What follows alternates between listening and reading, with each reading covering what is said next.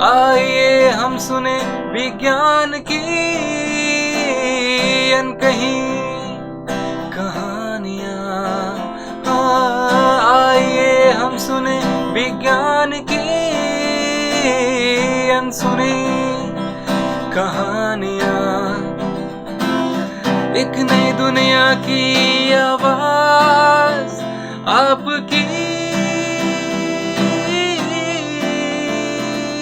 आवाज, विज्ञान की आवाज, की आवाज। Celebrating Azadi Ka Amrit Mahotsav, we bring you a podcast series on STEM popularization, science, technology, engineering, mathematics and medicine, supported and catalyzed by the National Council for Science and Technology Communication, Government of India. This program is produced by Media for Community Foundation. Creative content and technical support is given by Salam Namaste Community Radio, Noida. एक नई दुनिया की आवाज आपकी आवाज, विज्ञान की आवाज, की आवाज, की आवाज। आज की प्रमुख स्टेम पॉपुलराइजेशन जानकारियाँ। आज के टॉप साइंस अपडेट। भारतीय व अमेरिकी अंतरिक्ष अधिकारियों ने मानव अंतरिक्ष अन्वेषण पर चर्चा की। वॉशिंगटन में 2 दिवसीय बैठक में भारतीय और अमेरिकी अंतरिक्ष अधिकारियों ने मानव अंतरिक्ष अन्वेषण पर चर्चा की। US India civil space joint working group की 8वीं बैठक की चर्चा में पृथ्वी और अंतरिक्ष विज्ञान के साथ साथ वैश्विक नेविगेशन, उपग्रह प्रणाली, अंतरिक्ष उड़ान सुरक्षा और नीतियों के लिए सहयोग शामिल था।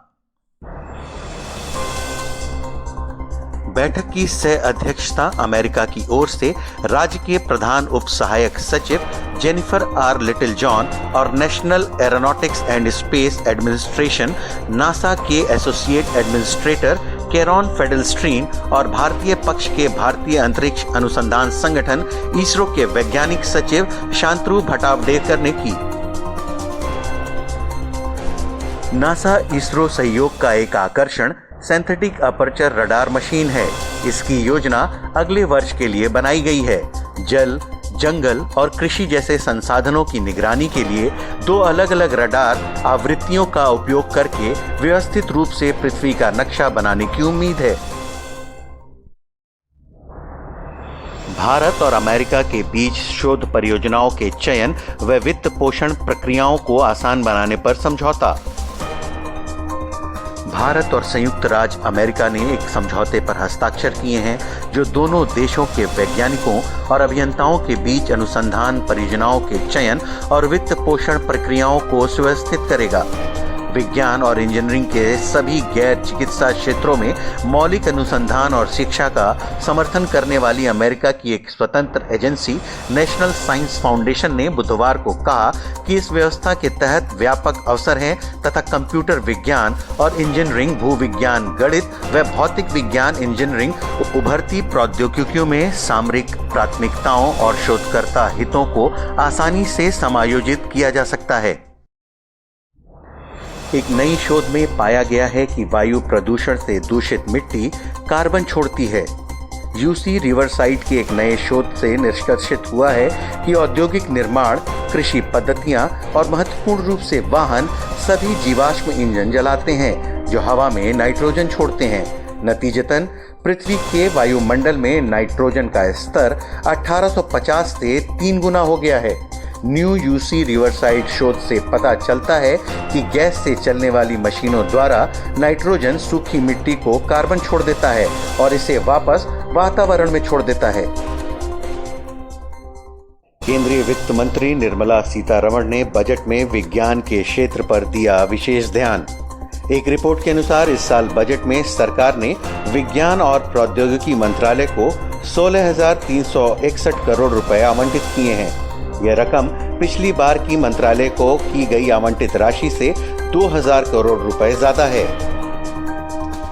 वित्त मंत्री निर्मला सीतारमण द्वारा पेश किए गए बजट को मंत्रालय के 3 विभागों में बांटा गया है, जिससे यह 16,361 करोड़ रुपए के बजट में विज्ञान और प्रौद्योगिकी विभाग को 7,931.05 करोड़ रुपए, जैव प्रौद्योगिकी विभाग को 2,683.86 करोड़ रुपए और विज्ञान और औद्योगिकी अनुसंधान विभाग को 5,786.51 करोड़ रुपए आवंटित किए गए हैं।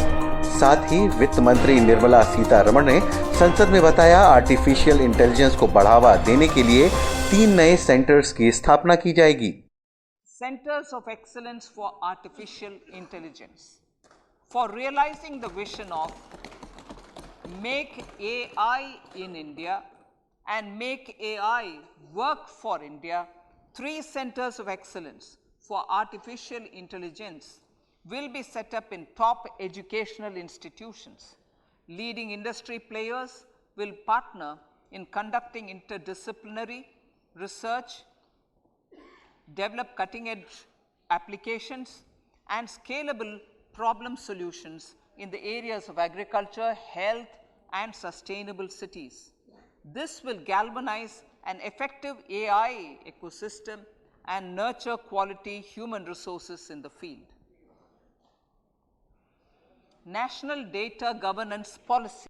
संसद में वित्त वर्ष 2023-24 के लिए पेश किए गए यूनियन बजट में वित्त मंत्री निर्मला सीतारमण ने कई बड़े ऐलान किए हैं। वित्त मंत्री निर्मला सीतारमण ने कहा कि हैदराबाद स्थित Indian institute of millet research को सेंटर ऑफ एक्सीलेंस के रूप में स्थापित किया जाएगा। Global hub for millets which are Sri Anna.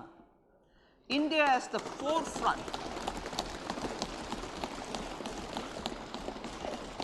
India's at the forefront of popularizing millets, whose consumption furthers nutrition, food security, and welfare of farmers, said the Honorable Prime Minister.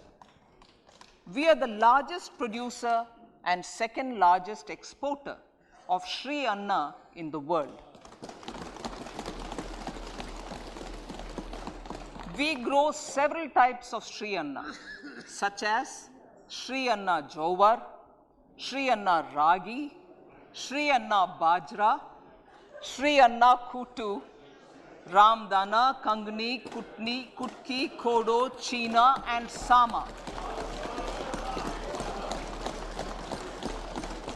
These have a number of health benefits and have been an integral part of our food for centuries. I acknowledge with pride the huge service done by small farmers in contributing to the health of fellow citizens by growing these Sri Anna. Now, to make India a global hub for Sri Anna, the Indian Institute of Millet Research, ideally Indian Institute of the Sri Anna Research, Hyderabad, will be supported as the center of excellence for sharing best practices, research, and technologies at the international level. The agricultural credit target will be increased to 20 lakh crores with focus. STEM Amplifier. आज के हमारे episode में भारतीय कृषि अनुसंधान संस्थान पूसा के वरिष्ठ वैज्ञानिक डॉक्टर राजभर यादव बता रहे हैं पूसा द्वारा शोध किए हुए गेहूं के बारे में। ये ऑडियो पूसा के आधिकारिक चैनल के सौजन्य से प्राप्त हुआ है। गेहूं कॉमन तौर पे इंडिया के अंदर सबसे ज्यादा चपाती के रूप में खाया जाता है, दूसरा ब्रेड के रूप में खाया जाता है, तीसरा पिज्जा के रूप में खाया जाता है और कुछ हद तक बिस्कुट के रूप में। तो मैं आज आपको डिफरेंट वैरायटियों के इनके डिफरेंट प्रोडक्ट के बारे में, उनकी क्या खासियत है और वो किस रूप में ज्यादा सुटेबल है। जैसे हमारी पिछले साल जो रिलीज हुई थी वैरायटी HD 3226, इसके अंदर ग्लूटेन भी स्ट्रांग है और चपाती के रूप में ये वैरायटी जितने भी कंज्यूमर ने कंज्यूम की है लास्ट ईयर, उनकी बहुत ही अच्छी रिपोर्ट है। खासकर इसके चपाती के 3 ट्रेट हैं। अगर उसके अंदर पफिनेस यानी चपाती कितना फूलती है, उसका कलर कैसा रहता है और जब खाते हैं तो वो कितनी आराम से टूटती है। तो इन सारे चारों गुणों के अंदर ये अच्छी पाई है और ज्यादातर कंज्यूमर की बहुत ही अच्छी रिपोर्ट है। दूसरी हमारी जो बहुत ही लार्ज एरिया में ग्रोन वैरायटी है HD 2967, उसके बारे में लोगों को पता ही है कि इसकी चपाती ज्यादातर बहुत वाइट कलर की बनती है और पफिनेस बहुत ही अच्छी आती है। 3086 का मैं कहना चाहूंगा, 3086 का ग्लूटेन स्ट्रांग है। तो ये एक इंडस्ट्री वाले लोगों के लिए जो खासकर पिज्जा वगैरह में गेहूं यूज करते हैं, चपाती के लिए तो ये अच्छी है ही है, बट पिज्जा वगैरह के लिए बहुत ही अच्छा बेस प्रोवाइड कर सकती है, क्योंकि वो पिज्जा के लिए उनको एक स्ट्रॉन्ग बेस की रिक्वायरमेंट होती है, जिसमें एक स्ट्रॉन्ग ग्लूटेन की नीड होती है गेहूं के अंदर। हमारी कुछ वैरायटियां जो लास्ट ईयर प्रधानमंत्री जी ने बायो फोर्टिफाइड वैरायटी जो कंट्री को डेडिकेट करी थी, उनमें HD 3298 है और HI 1633 है। इन दोनों वैरायटियों के अंदर 3298 के अंदर आपकी आयरन की कंटेंट ज्यादा है, प्रोटीन की कंटेंट ज्यादा है। HI 1633 के अंदर जो लेट जोन के लिए वैरायटी है, अपने पेनिनसुलर जोन के लिए, इसके अंदर आयरन की मात्रा भी ज्यादा है और जिंक की मात्रा भी ज्यादा है। और वैसे भी किसान भाई, अगर आप न्यूट्रिशनल वैल्यू को बढ़ाना चाहते हैं अपनी क्रॉप का, तो आप जिंक और नाइट्रोजन का स्प्रे हेडिंग के बाद 1% नाइट्रोजन और 0.5% जिंक, वो उसका स्प्रे कर सकते हैं। तो स्टेम, बात पते की। अब जाते जाते हम बताते हैं आपको बात पते की। क्या आप जानते हैं पृथ्वी गतिशील है, फिर भी हमें पता क्यों नहीं चलता? हमारी पृथ्वी लगातार अपनी धुरी पर घूमती रहती है। ऐसा नहीं है कि हमें पृथ्वी की गति का पता नहीं लगता। दिन में सूर्य की बदलती हुई स्थिति से हमें पृथ्वी की गति का आभास होता है। पृथ्वी का घूमना हमें महसूस इसलिए नहीं होता क्योंकि पृथ्वी बराबर एक ही गति में घूम रही है। किसी भी वस्तु की गति का पता उसकी गति में आने वाले परिवर्तन से होता है। पृथ्वी की गति में परिवर्तन ना होने के कारण ही हमें इसके बारे में पता नहीं चल पाता। साथ ही हमारा अस्तित्व भी पृथ्वी की तुलना में कण मात्र से कम है। ये था आज का विज्ञान की आवाज। आपको ये पॉडकास्ट कैसा लगा हमें बताएं mediaforcommunity@gmail.com पर। आइए हम सुने विज्ञान की अनकही कहानियाँ। आइए हम सुने विज्ञान की अनसुनी कहानियाँ। एक नई दुनिया की आवाज आपकी